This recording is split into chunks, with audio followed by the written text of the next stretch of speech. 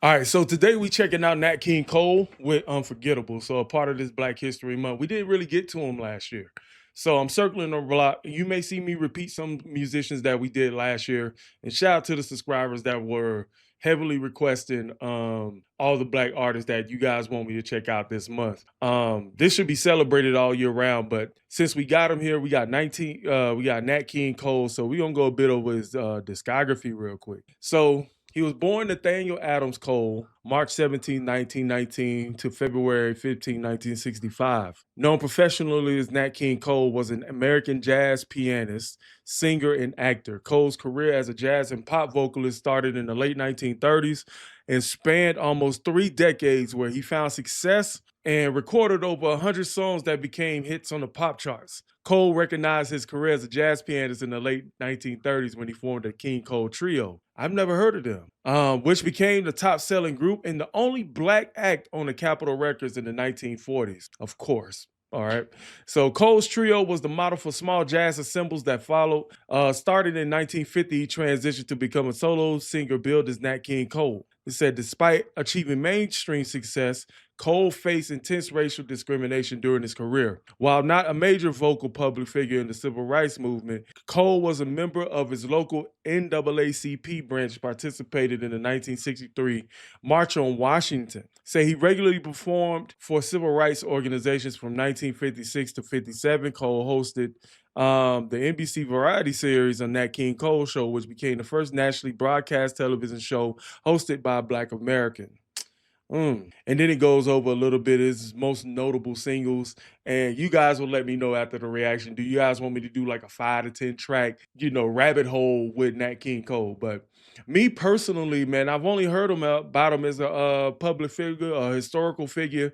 I never really looked at the man's music. I've heard him sing, I think, when I did a reaction to Billy, what's his name? Billy, he played with the Beatles. Y'all know who I'm talking about. But he did something with him, and that's the only thing I've heard from him. So we got Nat King Cole with Unforgettable. Let's check this out. Going? Where am I going to park?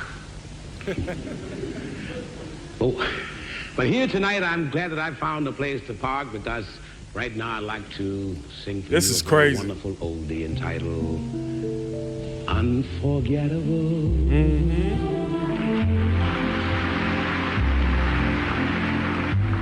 That's what you are.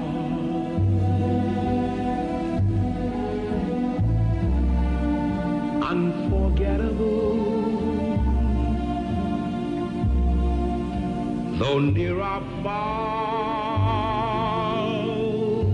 He doing it so effortlessly too, man. Like a song of love that clings to me. How the thought of you does things to me. Look at that charisma, man. Never before has someone been more.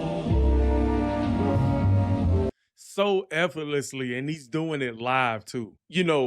A lot of y'all always talk about, like, at least with me judging the past or looking at the past, I got to think about in the time that he's doing this in. And it was completely unheard of for an African-American male being on television, especially starring in his own show. You can already see the influence that the culture had on him, because he's not even wearing his hair as normal. You know what I mean? And a lot of the mentality back then, I think even Malcolm X wore his hair like this, was that in order to be successful, you got to look like, you got to present as what's acceptable in society at that time. If you guys know what I'm thinking about right there. So the singing is so delightful. Got a smile on his face. Charisma is just pouring out of the screen. And this is actually joyous to me to be able to check this out. Let's go. Has someone been more unforgettable?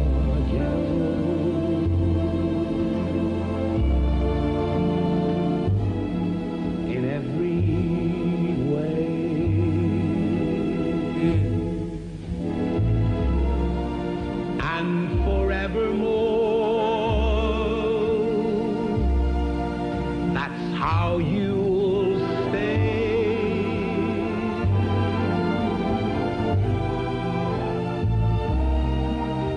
why, darling, it's incredible that someone so unforgettable thinks that I am unforgettable.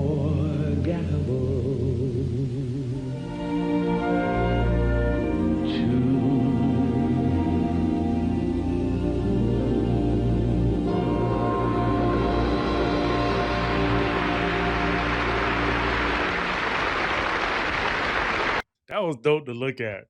That was so dope to look at. Just like this comment said, I feel the same way. He said, you know, an artist is good when they make you feel nostalgia for a time you didn't even live in. And that's the way I feel. Like, you know what I'm saying? When he performed this, bro, it was literally almost like 30 years before I was born. For an artist to still have that effect in singing live, which was very more prominent back in the day.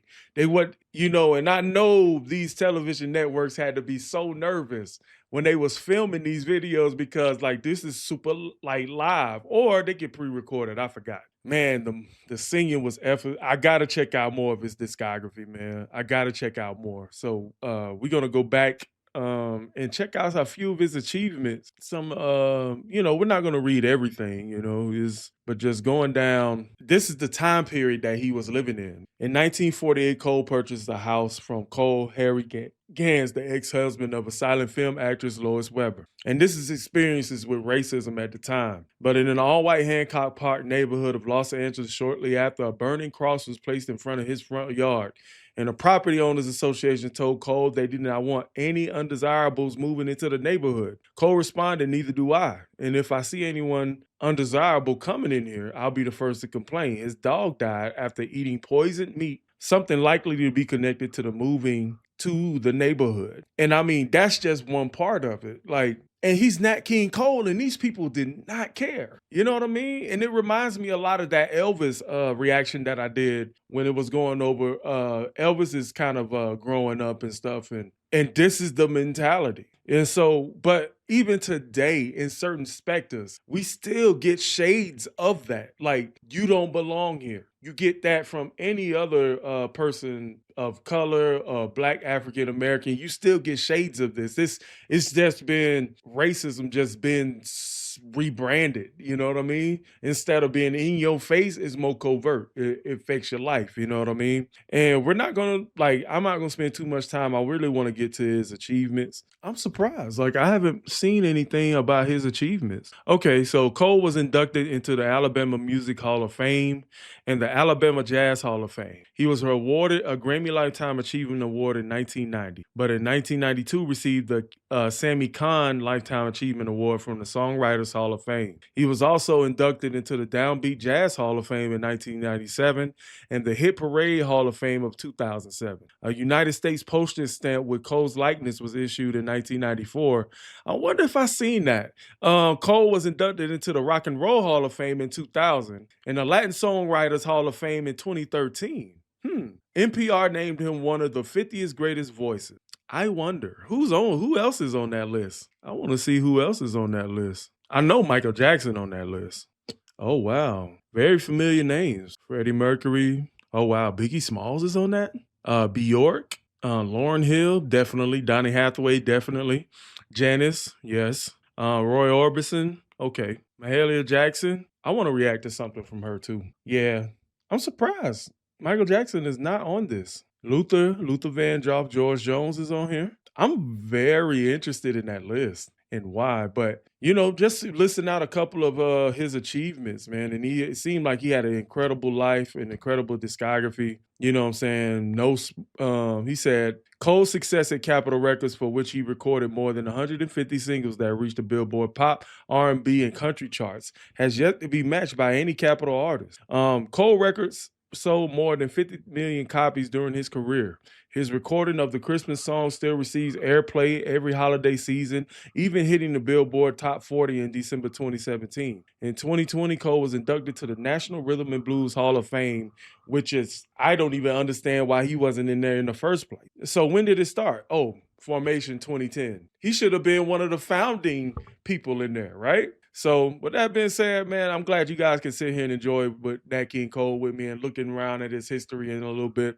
And I appreciate you guys doing this with me, man, because these people deserve more recognition than what they've been getting in history. I don't ever want these voices to be forgotten when it comes to the roots of music, because we all know for sure that at the root, you're gonna see a lot of these old legends. And this is my way of keeping them alive. So with that being said, catch you guys at another one.